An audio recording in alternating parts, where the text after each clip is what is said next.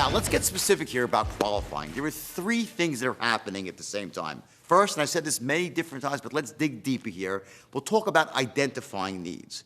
One of the biggest mistakes that salespeople make when they're identifying needs is they use their own preconceived notions about what a person might want or what they're thinking.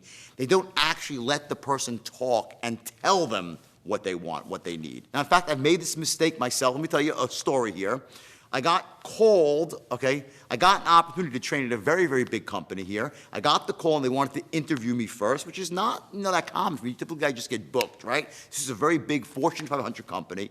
And I spoke to the head of sales and, we started talking and go, so Jordan, tell me, what is it that you got? I said, well, listen, I got the most effective close system and blah, blah, blah. Straight line, straight line, straight line, the whole thing. And he's like, oh, wow, great, Jordan. That sounds absolutely terrific. I'll let you know. Never heard back from the people. About 6 months later, I found out to a third party that actually it wasn't that they didn't like the straight line. They were looking for someone to give them more of a leadership seminar, like, inner game stuff, standards and beliefs, right? I was completely flying in the wrong direction.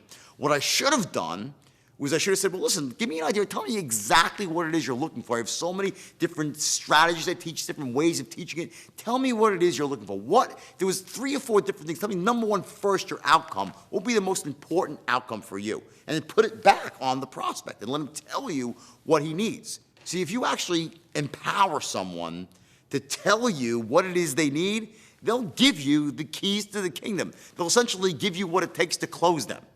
So the mistake I made that day is I just went on my own map of what someone might need instead of actually what they did need.